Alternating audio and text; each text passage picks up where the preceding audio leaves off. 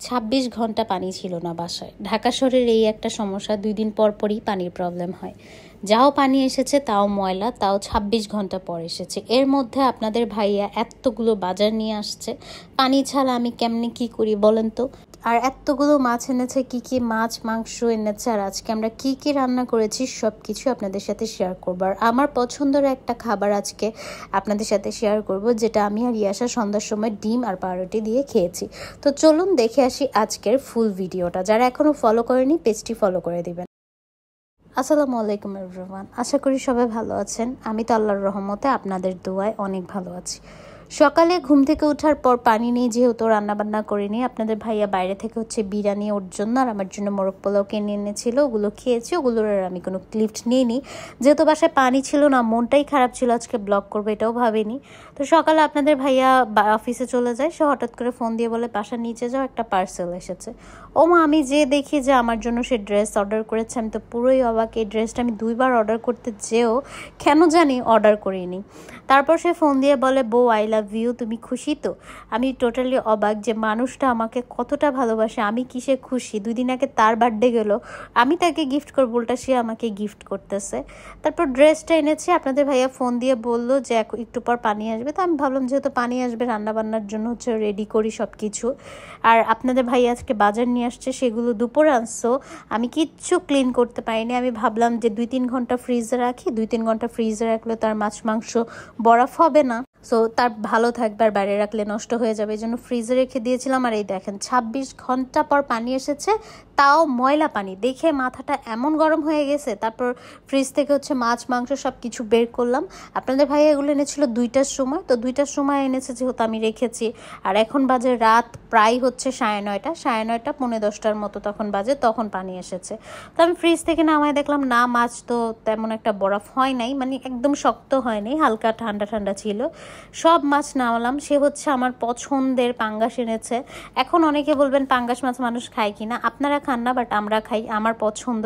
তো আজকে একটা বড় পাঙ্গাসই এনেছিল, মাথাটা বেশ বড়ই ছিল। আমি যদিও মাথা খেতে একদমই পছন্দ করি না, আমি ল্যাজটা খাই, এজন্য আপনাদের ভাইয়া সব সময় ল্যাজটা একটু বড়ই রাখে, আর ও মাথা খায়।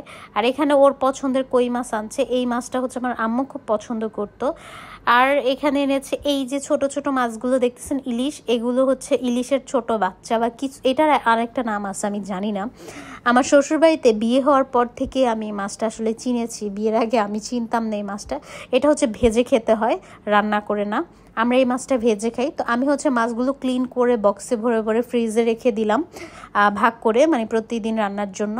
আর এখানে 4-5টা মাছ নিয়েছি, এগুলো আজকে রাতে ভাজবো। এই মাছগুলো ভেজে খেতে অনেক মজা লাগে, আপনারা খেয়ে ট্রাই করতে পারেন। আর আপনাদের ভাইয়া ভাজা মাছ অনেক বেশি পছন্দ করে, তো আমি ভাবলাম ওর জন্য একটু মাছ ভেজে রাখি, রেখে নিয়ে এসে খাওয়াইতেছিলাম।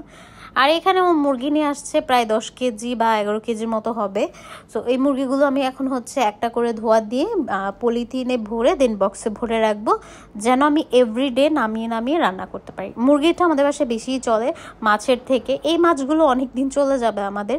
এর মাঝখানে এবার আমিও মাছ নিয়ে আসবো। দেখা যায় যে আমরা 2 জামাই বই বাজার করতে পছন্দ করি। বিশেষ করে আমি মাছটা কিনতে অনেক বেশি ভালোবাসি, কারণ মাছ নিজের হাতে দেখে কিনতে ভালোই লাগে, তাই না? আর এখানে আমি ভালোভাবে মুরগিটা ক্লিন করে রাখবো, যেন নামানোর পর আমার একটা, আমি ফার্স্টে ভেবেছিলাম একটা ধোয়া দেবো, পরে ভাবলাম না, যেহেতু ধুবই, ভালো করে ধুয়ে রাখি, যেন নামানোর পর একটা ধোয়া দিলেই হয়। আর এখানে মাছগুলো ভাজবো, তারপর মুরগি রান্না করব। আর মাছগুলো ভেজে আমি রেখে দিব একটা পাত্রের মধ্যে একদম ঢেকে, যেন গরমই থাকে। আর এই মুরগিগুলো আমি আজকে রান্না করব শুধু রাতেই খাওয়ার জন্য। আর আজকে কেন জানি মনে হলো আলু দিয়ে একটু মুরগি রান্না করি, যদিও আমি ফার্মের মুরগিটা আলু দিয়ে একদমই ভালো লাগে না খেতে, মানে আমি খেতেই পারি না। আগে পারতাম, বাট ইদানিং কেন যেন মুরগির সাথে আলুটা আমার ভালোই লাগে না। আর এখানে মাছগুলো ভাজা হচ্ছিল, ট্রাস্ট মি এত মজা হয়েছে। আর এখানে আমার মেয়ে কান্না করতেছে মাছ খাওয়ার জন্য। ও মাছ ভাজা অনেক পছন্দ করে, ওর বাবার মতো। আমি ওই তেলের মধ্যেই মুরগিটা কষায় নিতেছিলাম, আর একটু তেল অ্যাড করেছি। পানি যেহেতু ছিল না, সারাদিন রান্নাবান্না করতে পারিনি। এই রান্নাগুলো আমি প্রায় রাতে 10:30টার সময় শুরু করেছিলাম। তো আপনাদের ভাইয়া প্রায় 11:30টার সময় আসে। ও আসার আগেই আল্লাহর রহমতে আমার রান্না কমপ্লিট হয়ে গিয়েছিল। সত্যি কথা বলতে আমি আমার আম্মুর থেকে এই জিনিসটা পেয়েছি বা শিখেছি। আমার হাজব্যান্ড বাসায় যতক্ষণ থাকে আমি কোনো রান্নাবান্না করি না বা কোনো কিছুই করি না, ওকে আমি সময় দিই।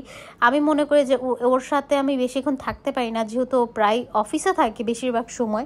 সো আমি চেষ্টা করি যে ওর সাথে একটু সময় কাটানোর জন্য। তারপর এখানে আমার অনেক ক্ষুধা লাগছিল, তো ইয়াসের সাথে আমি নাস্তাটা শেয়ার করতেছিলাম। এই নাস্তাটা আমার রাতে খেয়েছি, ভেবেছিলাম সন্ধ্যায় খাবো, বাট সন্ধ্যায় খেতে পারি নাই।